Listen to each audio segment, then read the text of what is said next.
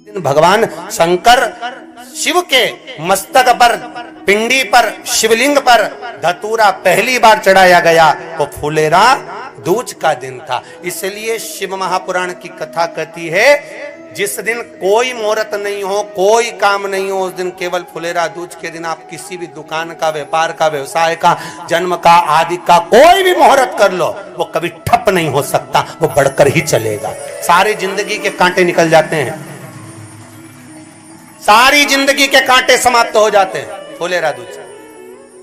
कहते हैं दुनिया में सब दिन का दान, सब दिन का पुण्य समाप्त हो सकता है, और फुलेरा दूज का दान, पुण्य, सत्कर्म, भजन, कीर्तन, नाम स्मरण समाप्त नहीं होता। चक्कर आ जाते हो, अचानक गिर जाते हो, हापड़ी भराने लगती हो थोड़ा सा चलने पर, श्वास फूल जाती हो ज्यादा चढ़ने पर, उनके लिए विशेष है कि धतूरे की जड़ को, धतूरे का जो फल होता है उसकी जड़ महाराज निकाल कर, धोकर, उसको घिस कर शंकर भगवान पर उसका लेपन कर दीजिए।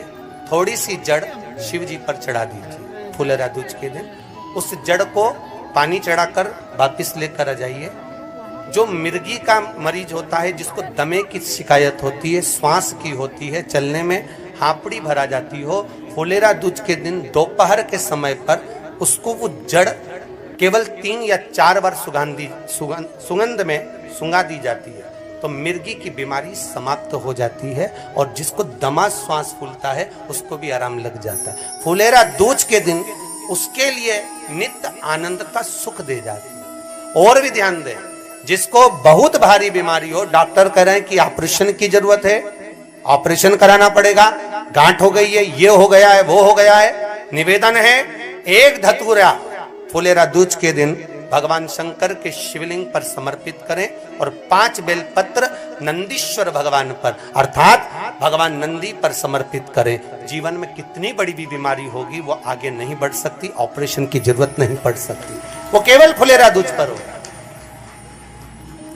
केवल फुलेरा दूज के दिन, उसके सिवाय नहीं। और वो 15 मार्च को है, मौका मिला है, आनंद से। धतूरा होता है विषैला, कैसा होता है? विषैला, बहुत विष होता है धतूरे के अंदर।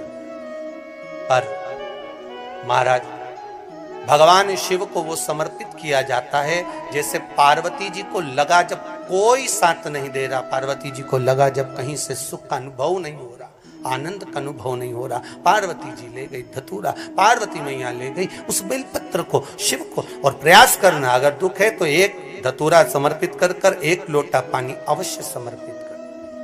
उनके लिए भी कहूंगा जिनको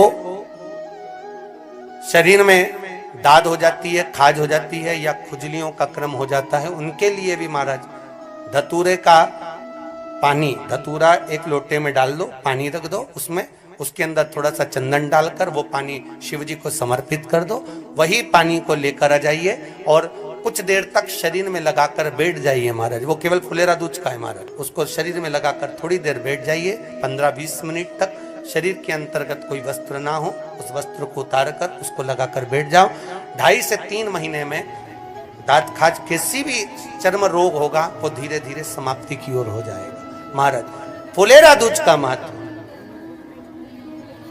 शास्त्र कहता है, भले इसको छुपाकर रखा गया हो शास्त्रों के अनुसार, पर इसकी महत्व का, जो दुकान, जो व्यापार, जो व्यवसाय, और पहले भी आपको कहा, मान लो आप शिवरात्रि के दिन रात को भगवान शंकर को धतूरा चढ़ाते हो व्यापार व्यवसाय के लिए, और वो धतूरा आप शिवरात्रि के दिन सुबह 4 बजे से पहले नहीं बांध सकते, तो उस धतूरे को फुलेरा दूज के दिन लाल वस्त्र में बांधकर अपने व्यापार वाली जगह पर बांध दो।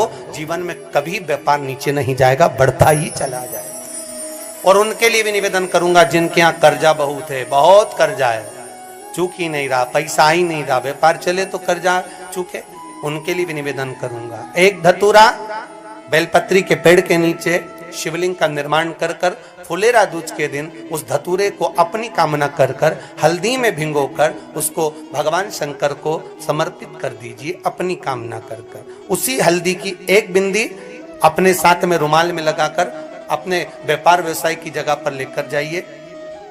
कर्जा धीरे धीरे धीरे धीरे जब चूकेगा, जब लक्ष्मी आएगी, तो लक्ष्मी की वृद्धि भी वो करता है महाराज। ये फुलेरा दूज के ऊपर